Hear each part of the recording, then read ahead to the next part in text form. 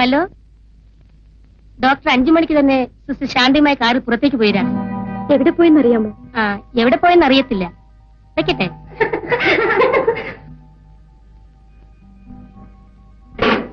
ചേട്ടൻ ആശുപത്രിയിൽ നിന്ന് പുറപ്പെട്ടു രാധേ? പുറപ്പെട്ടു 5 മണിക്ക് തന്നെ. പക്ഷെ വീട്ടിലേക്കല്ല. പിന്നെ ആ ശാന്തയുടെ കൂടെ കാറിൽ പോയി. ദിവസം ചേട്ടൻ ഇത് തന്നെ ജോലി. വീട്ടിലെ കാര്യങ്ങൾ യാതൊരു ശ്രദ്ധയുമില്ല. ചേച്ചി, ഞാൻ ഒരു കാര്യം പറയാമല്ലോ, എനിക്കിതൊന്നും പിടിക്കുന്നില്ല. അങ്ങനെയൊന്നും പറയില്ല രാധ. ചേട്ടനൊരു ഡോക്ടറല്ലേ, എന്തെങ്കിലും അത്യാവശ്യത്തിന് പോയതായിരിക്കും. എന്നുണ്ടോ ഇങ്ങനൊരു അത്യാവശ്യം? ആ ശാന്തയുടെ കൂടെ കാറിൽ ചുറ്റുന്നതാണോ അത്യാവശ്യം? വലിയുടെ കാര്യത്തിൽ നീ ഇടപെടണ്ട. ഒന്നും മിണ്ടാതിരിക്കും. എങ്ങനെ മിണ്ടാതിരിക്കും? ആശുപത്രിയിൽ നിന്ന് പുച്ഛമായിട്ട് പറയുന്നതൊക്കെ ഞാനല്ലേ കേൾക്കുന്നത്. ചേട്ടൻ ഇങ്ങ് വരട്ടെ, ഞാൻ ചോദിക്കുന്നുണ്ട്. രാധേ, ഞാൻ പറയുന്നത് കേൾക്കൂ. ചേട്ടൻ വന്നാൽ നീ കാര്യങ്ങളൊന്നും ചോദിക്കാൻ പാടില്ല. അമ്പലത്തിൽ പോകാൻ ഇങ്ങനെ ദിവസം ഉടുത്തൊരിഞ്ഞിരുന്നു. എനിക്കെന്താ?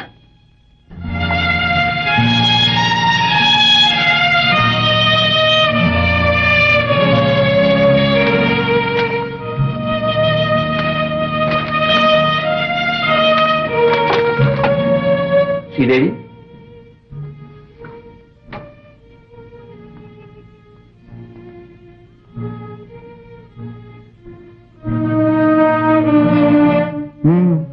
ഉറക്കം വരുന്നില്ലേ?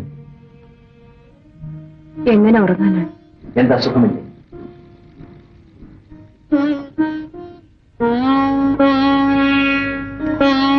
നീ എന്താ ഒന്നും മിണ്ടാത്തത്? പറയൂ, എന്തു പറ്റി?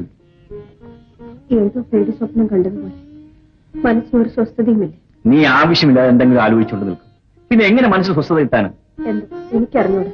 വഴി നമുക്ക് കിടക്കാം. നിൽക്കൂ, നീ എന്തോ എന്നൊന്നും മറച്ചു വെക്കുന്നുണ്ട്. പറയൂ, കാര്യം എന്താണെന്ന് ഞാനും ഒന്ന് കേൾക്കട്ടെ. ആരോ ചേട്ടനെ ഇതിൽ നിന്ന് അകറ്റുന്നതായി, ചേട്ടന് എന്നോടുള്ള സ്നേഹം കുറഞ്ഞു വരുന്നതായി ഒരു തോന്നൽ. നീ എന്താ ഇങ്ങനെയൊക്കെ പറയുന്നത്? എന്റെ മോനെയും നിന്നെ ഉപേക്ഷിച്ചിട്ട് ഞാൻ എവിടെ പോകാൻ? അമ്പലത്തിൽ പോകണമെന്ന് എത്ര പ്രാവശ്യം പറഞ്ഞു. ഇതേവരെ പോകാൻ കഴിഞ്ഞു. ഞാൻ വന്നില്ലെങ്കിൽ നിനക്ക് അമ്മയും കൂട്ടി അമ്പലത്തിൽ പോകാൻ പാടില്ലായിരുന്നു. ഈ മറുപടിക്ക് വേണ്ടിയല്ല ദിവസവും ഞാൻ കാത്തിരുന്നത്. എന്റെ ഈ ദേവനുമായി വേണം എനിക്ക് അമ്പലത്തിൽ പോകാൻ. ശരി, ദേവിയുടെ ആഗ്രഹം പോലെ തന്നെ നടക്കട്ടെ. നാളെ വൈകുന്നേരം പോകാൻ ഞങ്ങൾ ഒരുങ്ങിയിരിക്കും. പോരെങ്കിൽ നാളെ വിഷുവാണ്, വരാതിരിക്കുന്നു. ഓ, വിഷുവാണോ? അക്കാര്യം ഞാനങ്ങ് മറന്നുപോയി. സമ്മതിച്ചു, യാതൊരു മാറ്റവുമില്ല.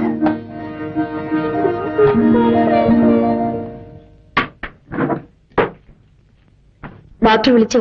വിളിച്ചു. ഉടനെ പുറപ്പെട്ടാൽ സിസ്റ്ററിന്റെ കുട്ടിയെ നോക്കിയിട്ട് എനിക്ക് അതുവഴി വീട്ടിലേക്ക് പോകാം. ഇന്ന് കുറച്ച് നേരത്തെ പോകേണ്ട കാര്യമുണ്ട്. ഇന്നലെ കുഞ്ഞിന് അല്പം കൂടുതലായിരുന്നു. രോഗമറിയാതെ സിസ്റ്റർ എന്തൊക്കെയോ മരുന്ന് കുട്ടിക്ക് കൊടുത്തു. അതിന്റെ റിയാക്ഷനാണ്. ഭയപ്പെടാമൊന്നുമില്ല. വരും.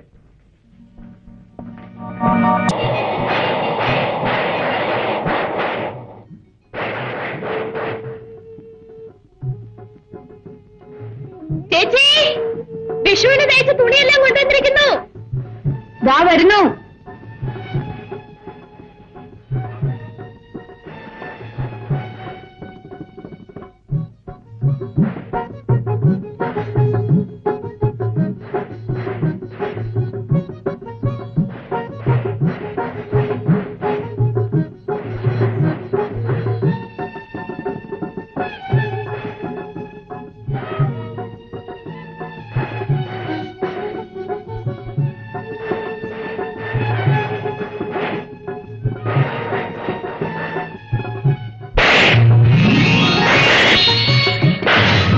ഡോക്ടറെ വീട്ടിലെ പതക്കം വേടാ. ഓടിക്കടാ,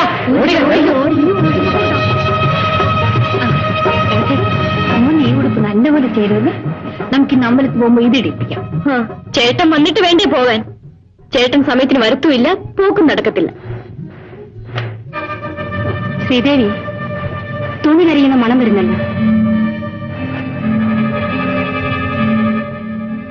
ശരിയാണമ്മേ, എവിടെയോ തുണി കരിഞ്ഞിട്ടില്ല.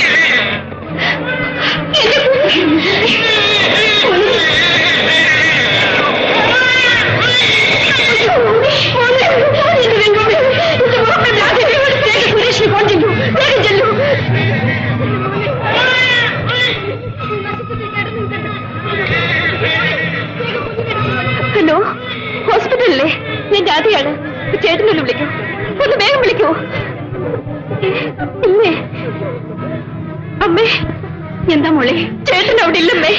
ആ നശിച്ച് ശാന്തിയുമായി പുറത്തു പോയിരിക്കുകയാണ്. മോളെ വേറെ ഏതെങ്കിലും ഡോക്ടറെ വിളിക്കും മോളെ.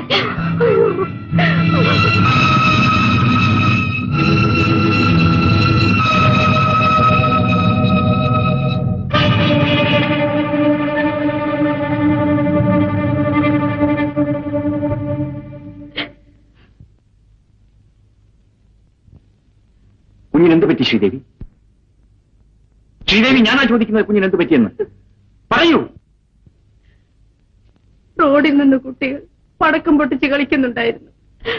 അതിലേതോ വന്ന് വീണ് തൊട്ടിലിന് തീ പിടിച്ചു പോയി.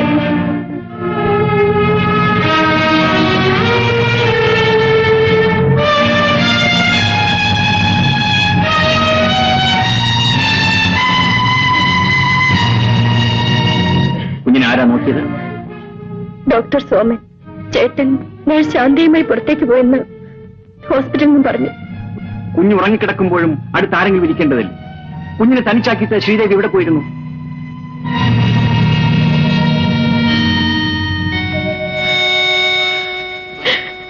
അവളോട് എന്തിനാ ദേഷ്യപ്പെടുന്നത്?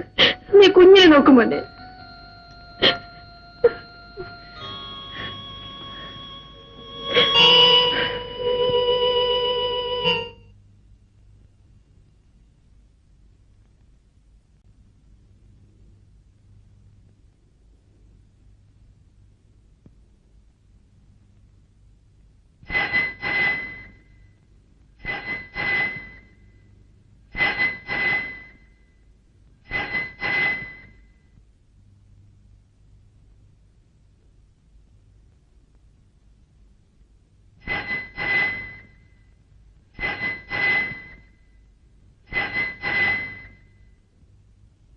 ഹലോ, ഉണ്ട്. ചേട്ടൻ്റെ കയ്യിൽ കൊടുക്കാം. ചേട്ടാ, നേഴ്സ് ശാന്തിക്ക് എന്തോ സംസാരിക്കണമെന്ന്.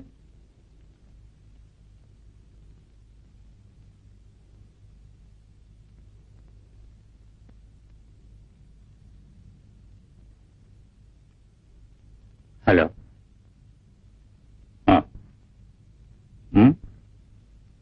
ഓഹോ. ശരി.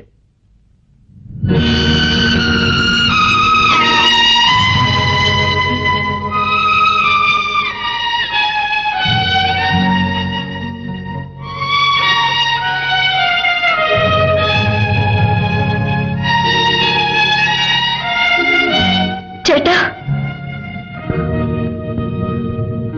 ഇപ്പൊ തന്നെ പോണോ?